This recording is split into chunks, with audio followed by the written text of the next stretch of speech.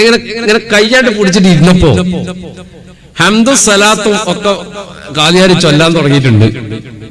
നമ്മളെ ഫക്കീറിന് തോന്നി നിക്കാഹ് നടന്നിട്ട് പറഞ്ഞിട്ട് കാര്യമില്ല, നിക്കാഹ് നടക്കുന്നതിന്റെ മുമ്പ് സംഭവം കുരുമാനാക്കണം. ഇരിക്കുന്നവരുടെ പെരണിയുടെ ചാടി അങ്ങോട്ട് കയറിയാണ് നേരെ മൻസൂർ ചക്രവർത്തി പുയാവിളൊക്കെ ഇരിക്കുന്ന സദസ്സിലാണ് വന്നിട്ട് പറഞ്ഞു,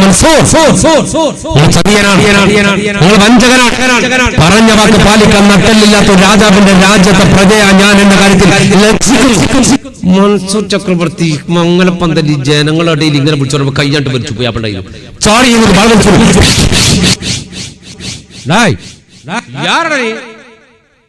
നീ ആരാ?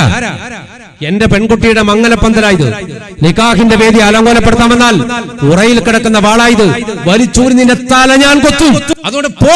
ഇയാള് പറഞ്ഞു ഞാൻ പോകാനാ. രാജാവ് പറഞ്ഞു നിനക്ക് ഭ്രാന്തുണ്ടോ? ഇന്നെപ്പോഴത്തെ ഒരുപാട് ഫക്കീറന്മാർ വന്ന് ഭക്ഷണം കഴിച്ചിട്ട് പോയി, നീ എന്താ ഭ്രാന്താക്കെന്ന് വെച്ചു. അപ്പൊ പറഞ്ഞ ഒരുപാട് ഫക്കീറന്മാരെ പോലത്തെ ഫക്കീറല്ല ഞാൻ, ഇതിനെന്താ മാറ്റം വെച്ചു. നിങ്ങൾക്ക് തന്നെ അറിയോന്ന് വെച്ചു. എനിക്കൊരു പരിചയമില്ലാന്ന്. നിങ്ങൾക്ക് തന്നെ പരിചയമില്ലെങ്കിൽ ഞാൻ എന്റെ കഥയൊന്ന് നാട്ടുകാരോട് പറഞ്ഞു എന്നിട്ട് പോയിക്കോളാം, എന്നാ വേഗം പറഞ്ഞിട്ട് പോകുന്നു, ഇല്ലെങ്കിൽ തല പോകുന്നു. ഇയാള് പറഞ്ഞു നാട്ടുകാരെ ഇയാൾക്ക് എന്നെ ഓർമ്മയില്ല, രാജാവിന് എന്നെ ഓർമ്മയില്ല. എന്നാ ഞാൻ ഒരു കാര്യം പറഞ്ഞുതരാം. കുറെ ദിവസം മുമ്പ് ഇയാളുടെ മകള് സഫിയാനെ മംഗലം കഴിക്കാൻ വേണ്ടി വന്ന പുതിയ പ്ലേ ഞാൻ. അപ്പൊ തന്നെ ജനങ്ങൾ ചിരിക്കാൻ തുടങ്ങി. രാജകുമാരനെ മംഗലം കഴിക്കാൻ വന്നത് ഒരു ഫക്കീർ. ഇയാള് എല്ലാരും ഇങ്ങനെ ചിരിച്ചു. ചിരിച്ചപ്പോ ചിരിക്കേണ്ട കാര്യം പറഞ്ഞുതരാം.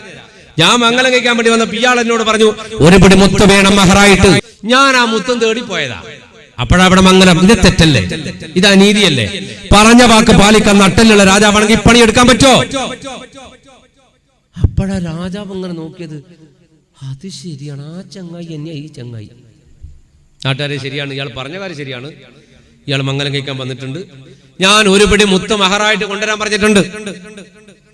അതിന് ഇയാള് മഹറായിട്ട് മുത്ത് കൊണ്ടെന്നാലല്ലേ പ്രശ്നം?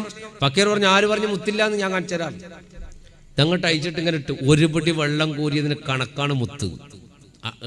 അളവ് തെറ്റൂല, വെള്ളം കൃത്യമായിരിക്കുമല്ലോ അളവ്. അങ്ങനെ പിടിച്ചു.